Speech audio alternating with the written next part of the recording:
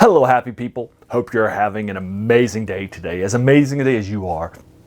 So today we're going to take another look at Margaret St. Clair's collection of the best of that I picked up, and we're doing a deep dive into it. And now we're going to be reviewing the fourth short story in this collection called Hathor's Pets. Like last week's short story, this one was also written and published in 1949, which is just a few years into Margaret St. Clair's career. She got started publishing in 1945, and she was a very prolific writer during her time. She's very influential through the Appendix. That's how I heard of her when I was doing a deep dive into all these key writers that Gygax listed as places that influenced his Dungeons and Dragons, as well as places to go for inspirational reading. If you're interested in taking a deep dive into the things for ideas and plot points. All the short stories that I've read so far in this collection have been science fiction. This collection does include The Man Who Sold Rope to the Gnolls, which has also in the Appendix N collection that I recently read for you. And so that's been recently reviewed for you too. This is just my fourth short story I've ever read by Margaret St. Clair. So I'm starting to get used to her method of writing and what it's like to read a Margaret St. Clair work. But another key thing here is that she is a denser writer. This short story is only about 14 pages long, which isn't that long at all. Even in this normal size collection, which is about normal novel size, maybe a little bit bigger, but still takes me about 2 minutes a page. So yesterday it took me about a half an hour for me to knock out this 14-page short story. And so she's a denser writer, which is good if you want to spend some time reading. But again, none of her short stories are too long, at least that I've read so far. Though the first one's like 40 pages long, which I haven't read yet. Yep, that one's called Idris's Pig, and it's 39 pages in this collection. But Hathor's Pets is the ones that we're reading right now. And basically the key idea here is that we're following along with a family of space explorers who are trying to get away from the rules of civilized society. And they have arrived in this unknown, far-flung place.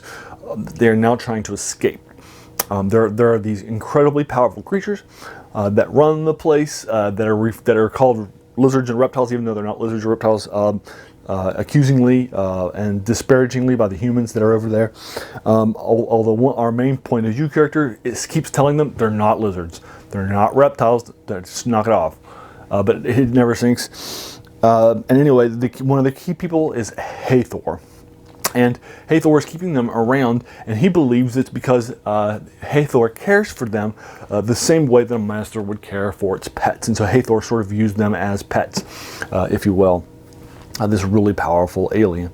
And so the key idea is, how can we get away from our master who is keeping us as pets? Still likes us, still appreciates us, just like a master likes their pets.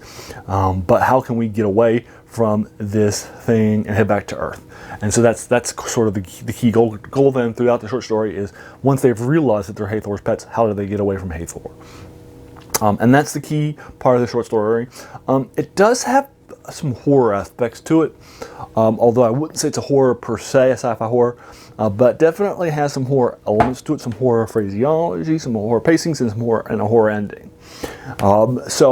It definitely has a little bit of horror to it, but not a whole lot. But it's enough for me to mention. I'm giving this 7 out of 10. It's well written, it's well paced, it has interesting things that happen. I enjoy the ending, and so it's well done. But I'm not going to go to the mattresses for it. I don't think it's an 8 or 9 or 10. It's fine. It's worth your time. It's worth reading. I enjoyed it, but again, I wouldn't give it more than a 7 out of 10. Now, just so you know, this short story was published in the magazine called Startling Stories, which I've never heard of before, and again in 1949. So there you are. That's Hathor's Pets by Margaret St. Clair. What did you think of it? Have you read it? What did you think of it?